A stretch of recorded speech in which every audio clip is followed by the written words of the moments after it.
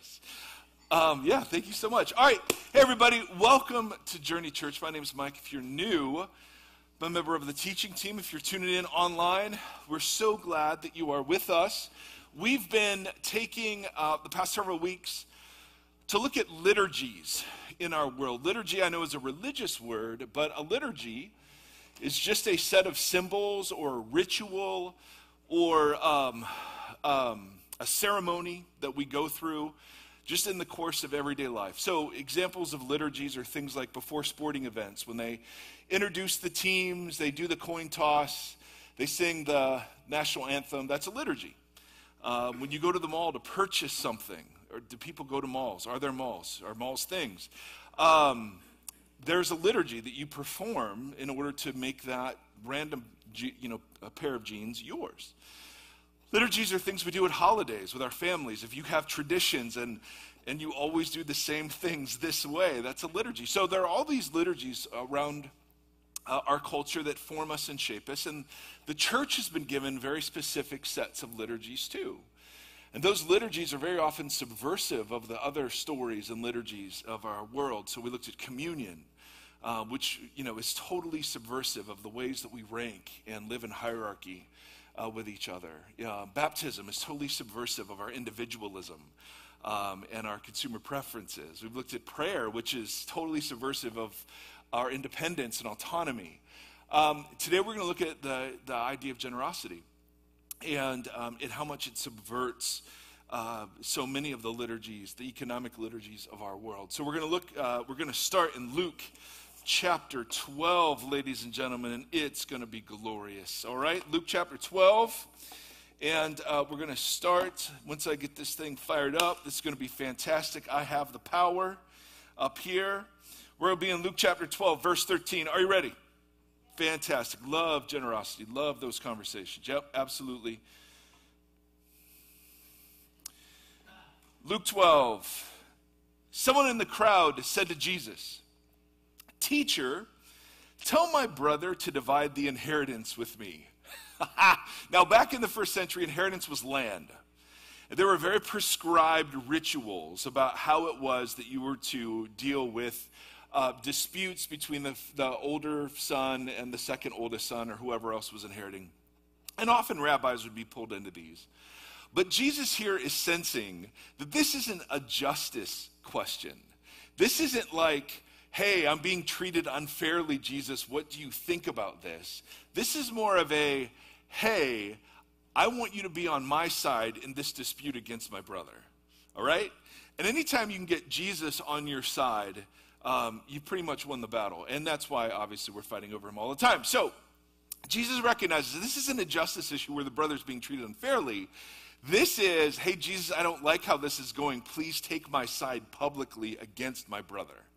All right? Jesus, of course, not a fan of that way of approaching him. And he says, "Man, who appointed me to be a judge or arbiter between you?" And anytime Jesus leads a sentence with "man," that's never a good thing. You know what? I don't know how he says it exactly. I don't know if it's like "man" or if it's more like "man." I have no idea. But he refuses to play and to take sides in this family. Then Jesus said to them, "Watch out." Then he said, "You are a waymaker." Then Jesus said to them, "Watch out, be on your guard against all kinds of" what? Greed. Life does not consist in an abundance of possessions.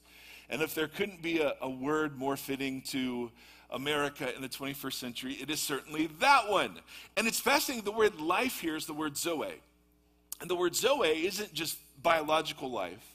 It's like vitality. It's the life that's really life. It's exhilarating life. It's when you feel alive. That kind of life does not consist in an abundance of possession. So he sees what's going on here isn't an injustice issue. He recognizes that the brother's being greedy and trying to get Jesus to take his side. So he then tells this story. The ground of a certain rich man yielded an abundant harvest. So the man is already rich. All right, that's a very important point to note. He thought to himself, What shall I do? I have no place to store my crops. Now, if you're hearing this in the first century, the thing that's going to stand out to you is how many times Jesus has this certain rich man saying, I and mine and my. Right? This was a corporate, communal way of living. You would, if you were wealthy, you were in touch with the needs of the community, and there were certain expectations based on God's law, but also the community about how you would handle your wealth.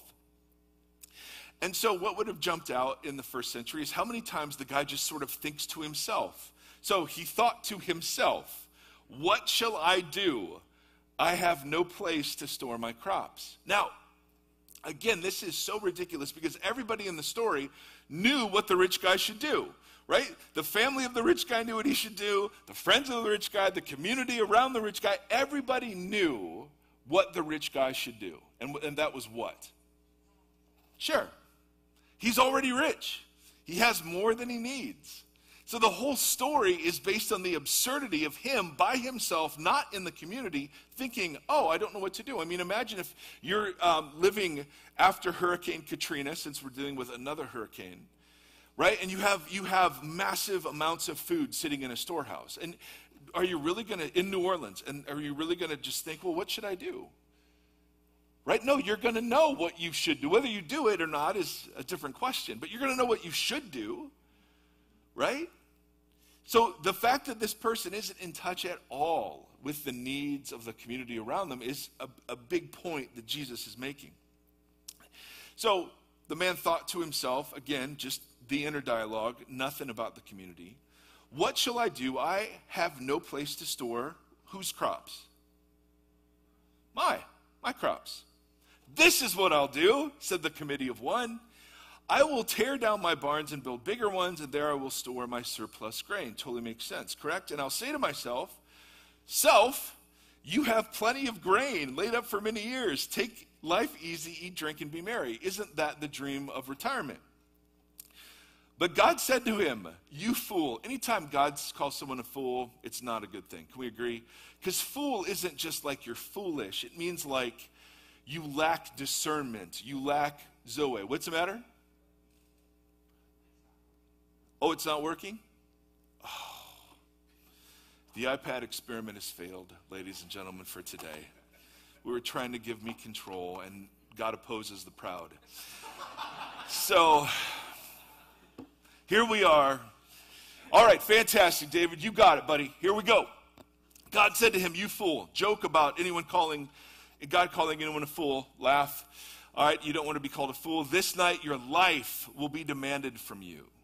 Then who will get what you have prepared for yourself? And then Jesus ends with, the very uplifting. This is how it will be with whoever stores up things for themselves but is not rich towards God. Oh, okay.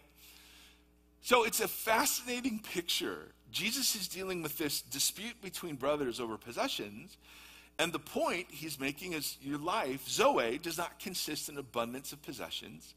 And then he tells the story of a man who was already rich, who didn't know what he should do with more abundance, and it turns out not only was the crops a gift from God, but his life was too, and his life is demanded back. And then who will get all that he had stored for himself is kind of the way that Jesus ends it.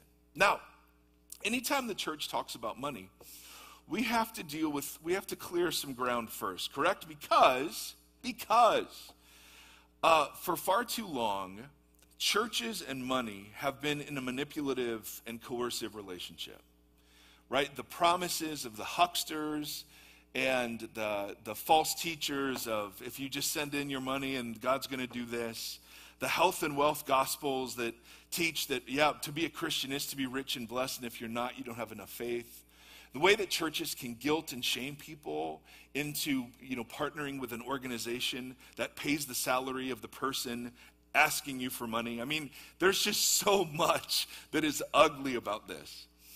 But when we have to talk about, because Jesus does so much, and it is a corporate liturgy that we are to practice together.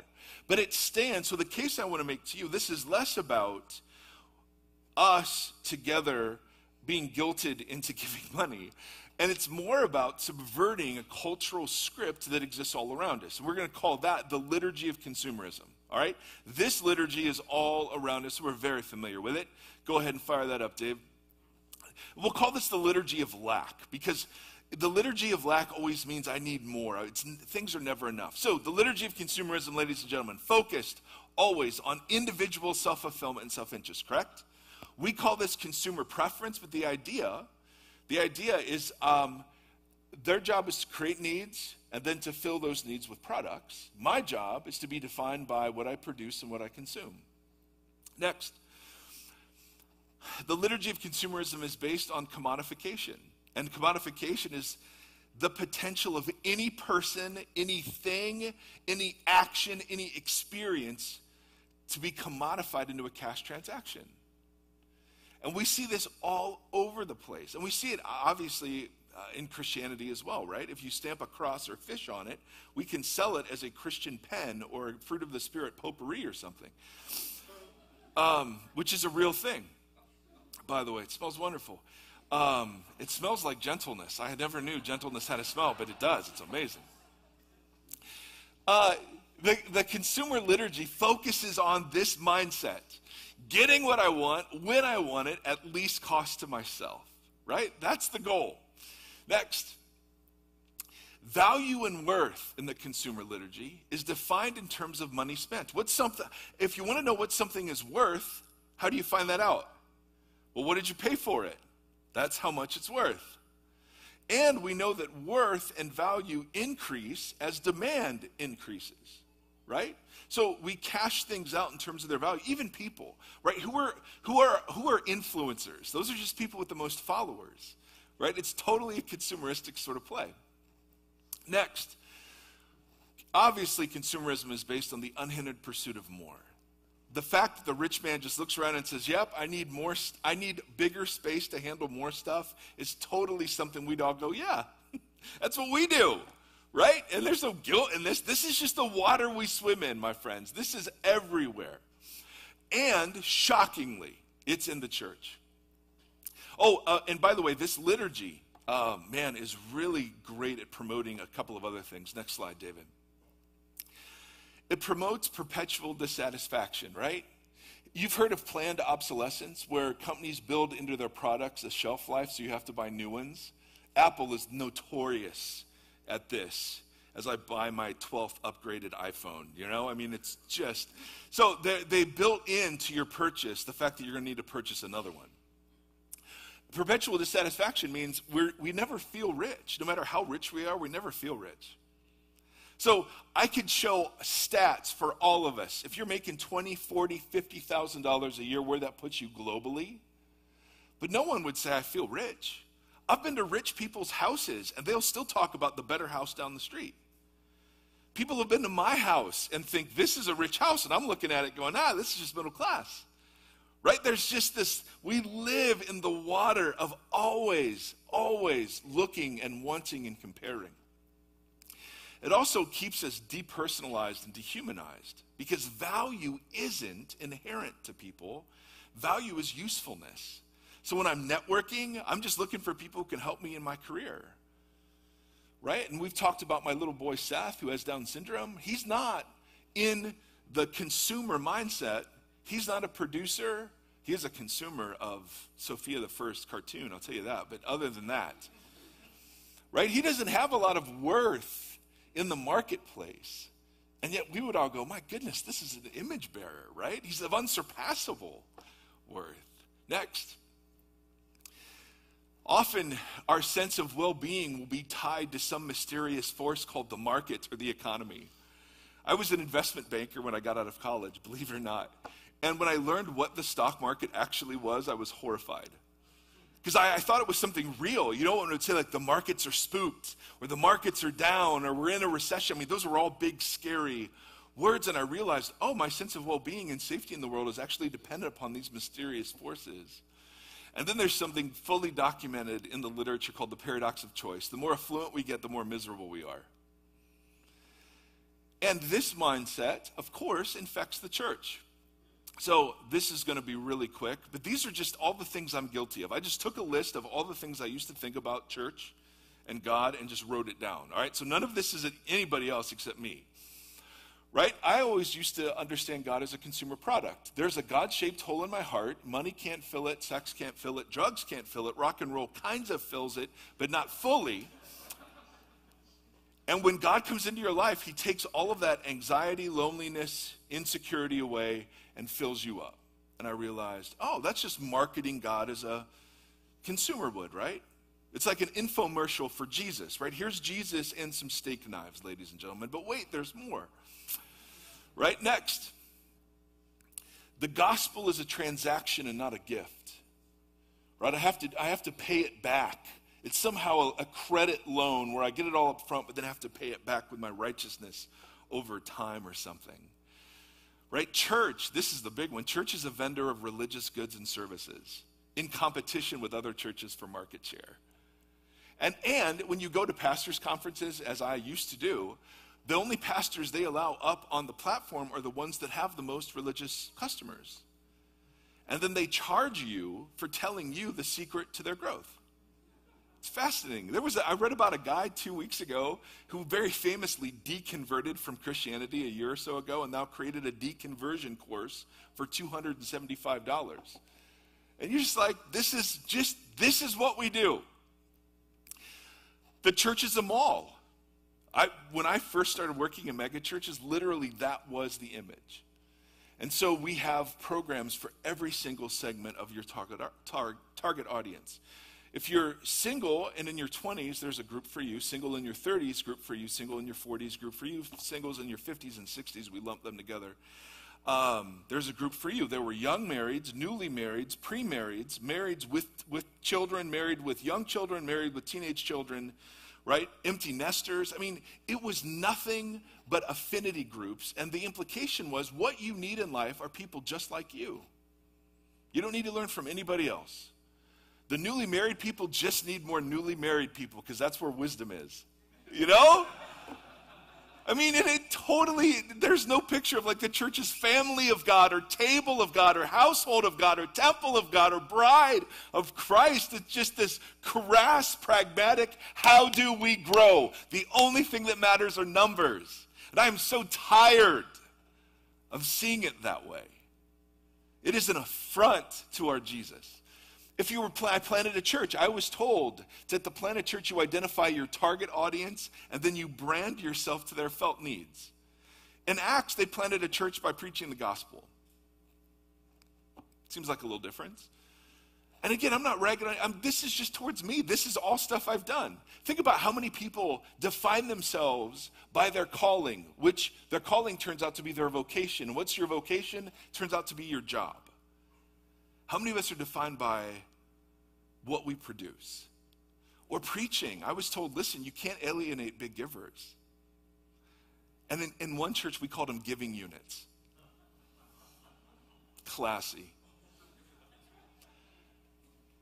So in the liturgy of, and I know we're not in the Bible right now, but does this sound familiar? I mean, the goal is for all of us just to go, yeah, this is kind of the world we're living in, even in church world. Because that story ends up being a story I tell myself that's a story of lack. I'm always missing, there's always something more. And ultimately, I'm a victim of whatever the big circumstances are that's happening in the economy or wherever. Jesus, surprisingly, gives us a different liturgy to live by. All right, now I'm going to read this text. It is the most Christianized, trivialized, precious momentized text of all of Jesus' teachings. All right, so you're going to hear it, you're going to want to barf, and then we're going to talk about what he's actually saying, all right? Because this is like, of course Jesus said this. Therefore I tell you, do not worry about your life, what you will eat, or your body, what you will wear. That's why I wear the same thing every single week here. Why would I worry about what I'm going to wear? For life is more important than food, and the body more important than clothes. That's what I tell my wife. Now listen, consider the ravens. They do not sow or reap. In other words, they don't make their own clothes. They have no storeroom. Sow or reap is not sowing, that's actually farming. So yes, they do not plant or harvest. They have no storeroom or barn, yet God feeds them. How much more valuable are you than birds, ladies and gentlemen? Who of you, by worrying, can add a single hour to your life? Next. Since you cannot do this little thing, why do you worry about the rest? Consider the wildflowers. Now, you've heard this passage before if you've been in church any length of time. And you're all kind of like, or at least I am. I won't project onto you. I'm just like, oh, of course, Jesus says don't worry. Okay. Consider the wildflowers and how they grow. They don't labor or spin, yet I tell you, not even Solomon in his splendor was dressed like one of these. If that is how God clothes the grass of the field, which is here today and tomorrow is thrown into the fire, how much more will he clothe you, you of little faith? Do not set your heart on what you will eat or drink. Do not worry about it. For the pagan world runs after all such things, and your Father knows you need them. But seek his kingdom, and all these things will be given to you, right? Now, we think what Jesus is doing here is saying, hey, look at how God takes care of birds and flowers. And if you put your trust in him, he'll take care of you that same way, right? That's what it looks like it's saying. But actually, he's not pointing out the security of birds and flowers. Jesus lived in a world where birds were used as offerings. And he even said in the parable or in the teaching, the grass that is here today and tomorrow is thrown into the fire. So he's not talking about things that don't get hurt. He's not talking about the security of birds and flowers. He's talking about the carefreeness of birds and flowers. That because birds and flowers don't treasure things that disappear, birds and flowers can live without worry. That's the idea. And Jesus even goes into this next. Do not be afraid, little flock, for your Father has been pleased to give you the kingdom. Sell your possessions and give to the poor. Provide purses for yourselves that will never wear out, a treasure in heaven that will never fail, where no thief comes near nor moth destroys. For where your treasure is, there your heart will be also. What's Jesus saying? If you treasure things that you can lose, then your life will be full of worry. If you treasure your youth, how can you not help but fear aging? If you treasure your 401k, how can you not help but totally be fearing about what the economy is going to do? If you treasure your reputation, how can you not help but fear criticism? So Jesus isn't talking about, oh, look at the flowers. Why are you worried, guys? God takes care of them. Nothing bad ever happens. As if Jesus doesn't know that back then people were going to be persecuted for their faith. Of course he knew this. His point, rather, is his people should treasure his kingdom because pandemics and 401ks aren't affected. They don't affect his kingdom. His kingdom isn't affected by those things. And if you treasure those things, then, well, you don't have to be afraid. He's not saying that bad things don't happen, because they do all over the place. He's just saying that if you treasure rightly when they happen, it won't matter as much. So Jesus gives us another liturgy that we're to live into. It's called the Liturgy of Plenty. Now, I know that some of us in this room are really struggling. Right? The last 2 years has been brutal. So when I talk about what I'm about to talk about, this doesn't in any way, shape, or form cancel out the very real poverty in our midst, the very real sense of lack, the very real worry about food and clothing and how I'm going to provide for my children. I'm just talking in general about the script the world gives us about how we see ourselves, and in general about the script that Jesus gives that subverts that one and that invites us into generosity. So the liturgy of generosity, God is a gracious parent who cares for his children. Do you guys believe that? I don't. That's why I scrape and hustle and work and save and protect. The big one is everything I have is a gift. Even the ability to work and earn money in Deuteronomy is a gift. I mean, think about the next breath. You have no control over that, whether it works or not. You have the next heartbeat, your ability to see or hear, your body's ability to repair itself. I mean, none of that is under our control, right? And so the posture of the kingdom person is the posture of just receiving everything as gift. The fact that my car turns on, the fact that I can afford gas, the fact that my shorts were clean, because there's one pair. It's all a gift. Right? Waking up, it's a gift. Next. The liturgy of the kingdom is that life is not found in accumulation, but what? In the relationships and self-sacrificial love of others. Next. Worth and value are not ascribed by the market. They are inherent to people. And it doesn't matter if they're useful or not. All image bearers are worth dignity and value and love. Dallas Willard has this saying that always challenged me whenever he'd say it. He's like, what the story Jesus tells is that you are safe in God's good world. That the worst thing that can happen to you will happen. You will die. I will die. And God's world has conquered death. You're safe. And that invites us into a story that says, my story is one of plenty and one of gratitude. It's not of always scraping, comparing, and wanting. Which brings us to this little thing that we have around the room. Oh, there it is. Thank you, Timothy. Now, we can see this a lot of different ways, right? What's this bring to mind when you look at this? What's this bring to mind? If you don't mind sharing. What do you see when you see this? A box? A brown box. Tithes, yes, which is fascinating. Paul never commands a tithe. Money, yeah. What else? What are some of the negative connotations? Yes, thank you for playing one person. Obligation. Manipulation, yes. Yes, exactly right. What else? Yes, oh my goodness, yes. Because you'll see these in my truck later. I was hoping you wouldn't be here this morning, but yes. No, absolutely. Right? Is there oversight? Does it matter? What else? Hypocrisy. Why? You want to give me another sentence on that? You don't have to. Okay, we don't have enough time. That's fair enough. Right? I mean, so on the one hand, there's a script that is associated with this that is awful, that is guilt-ridden and manipulative and totally hypocritical.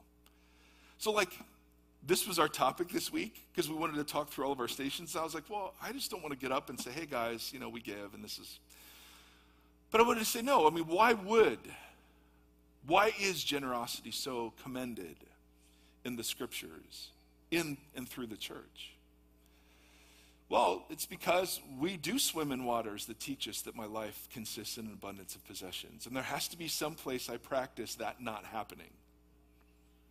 There has to be some place where I don't control where my money goes or how it's spent.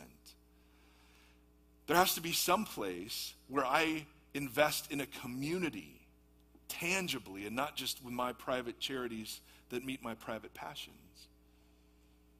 There has to be a place where I actually learn to treasure the things of the kingdom. Now, for a lot of us, that's just not church related, right? That's supporting kids through World Vision. That's giving money to the floods. That's sending money to organizations that help Afghan refugees. That's tipping well when people see you pray for your meal, right? I mean, generosity is a whole way of life. But there's a part that needs to be practiced. And so this just represents practice. It represents an invitation, not a duty. Jesus, it's so funny. Jesus talks about tithing to Jews who were commanded to tithe under the Old Testament law, but Paul, whenever he talks about giving, never talks about tithing. Twice, he says to Gentiles, give as you are able and give whatever you've determined in your heart to give. Some of us have much, some of us have little. God isn't up there keeping score. God isn't up there saying, well, if you don't bless me, I won't bless you. That's not how this works. The whole thing's a gift. And so we just practice. That's all. That's all this is. Not meant to be anything other than that. And the things that I've learned is I personally have practiced have been some of the most important lessons I've learned in my relationship with Jesus. So on the one hand, yes, we recognize all the awful. But on the other hand, money is the thing that wars most for our hearts. And so we have to talk about it. Jesus did. And we have to at least have a place where that liturgy, the liturgy of consumerism, is subverted. So that's what this represents for us. Not a gift, not an obligation, but a gift. That's why Paul says, listen, God isn't interested in grudging people. He's interested in people who do this joyfully. Because let's be honest, does the church need your money? Does it? Nope. No. The building, the salaries, the budget, that needs your money. The church? Are you kidding me? We're the indestructible bride of Jesus. Jesus never begged. Jesus never bribed. Jesus changed the world with 12 disciples who had no building, no resource, nothing. So all of this could go away. They could shut the church down, if you mean the buildings. They could take away the tax deductions and the church would thrive. Does God need your money? No, he's got cattle on 1,000 hills for those of us who are farmers. Right? So why do we do this? Because we're fighting for our freedom and our apprenticeship to Christ. That's why. So we're just going to open up as we do. Tim, you can come on up. We're going to open up the stations just sort of around the room, and there are many different things you can do. We always have every week available the Lord's Supper in COVID-friendly containers. The bread here and the cup, all are invited to take the Eucharist, the Lord's Supper. Yeah, you can come on up, I'm sorry. You can go and fill out a prayer request. We have people praying over those. You can go, you can grab kind of the hem of the robe, just crying out for healing. You can go, and there are places, obviously, to give. But the most important thing that we do here is we do this declaring of allegiance, of faithfulness of our Jesus. We do that together. So this isn't just wasted time or church time. This is like where we engage in liturgies that shape us into different kinds of people. So that's the invitation this morning, friends. Father, we bless you. We want to be people who live with such gratitude, who see everything as gift, and see, God, that this is your good world and that we are indeed safe. Lord, this war is so much against the liturgies of our world and oftentimes the church, that we need the power of your Spirit to break through our blinders to see what's really going on and what you're really like, that we might live faithfully and courageously, generously in these times. We love you, Jesus. Amen.